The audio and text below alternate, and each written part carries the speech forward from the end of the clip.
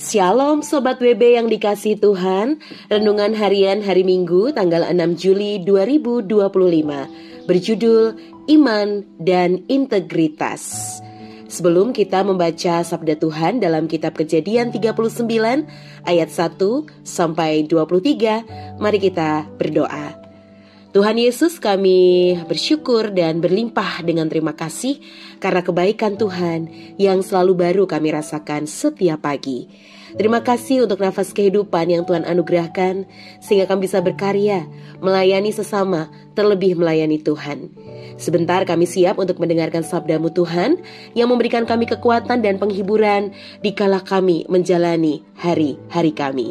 Di dalam nama Tuhan Yesus kami berdoa dan bersyukur. Haleluya. Amin.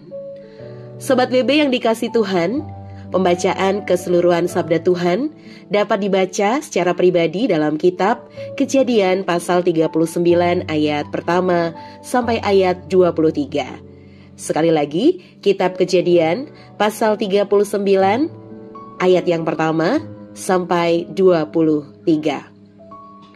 Setelah Sobat WB membaca bacaan firman Tuhan, mari sejenak kita merenungkan apa yang menjadi pertanyaan refleksi di awal renungan ini.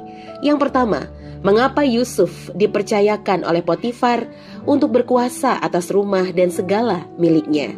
Yang kedua, bagaimana Yusuf diuji di rumah Potifar? Lalu yang ketiga, bagaimana Yusuf menunjukkan iman dan integritasnya atas ujian di rumah Potifar.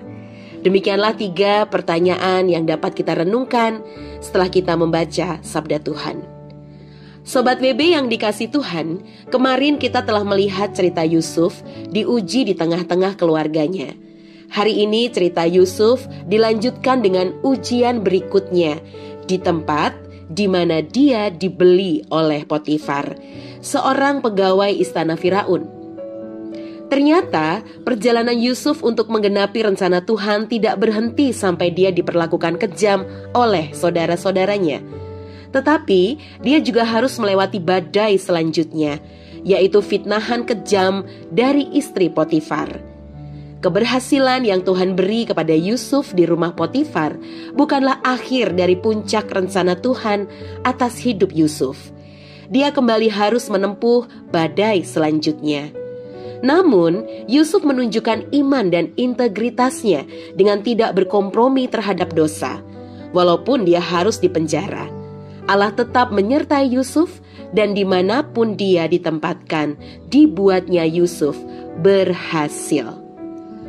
Sobat WB, ujian yang kita terima tidak harus membuat kendor, apalagi meninggalkan iman dan identitas kita sebagai anak Allah. Ketika kita memilih untuk hidup benar, jujur, tidak berkompromi kepada dosa, kadang kita merasa seolah-olah sedang berada di jalan yang salah dan hidup semakin berat. Tetapi percayalah, Tuhan menyertai kita dalam segala situasi. Seperti Tuhan menyertai Yusuf saat dia mempertahankan iman dan integritasnya. Tuhan juga yang akan membela dan menyertai saat kita tetap teguh pada iman kita dan menjaga integritas untuk hidup benar dalam standar Allah.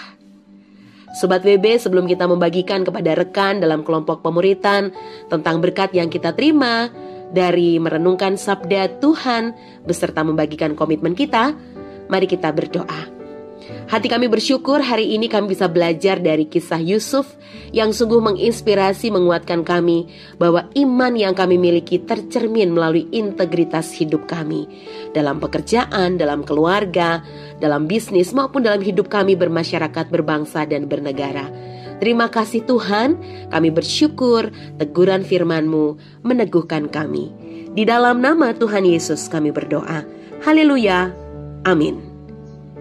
Hiduplah dalam standar Allah, berapapun harganya.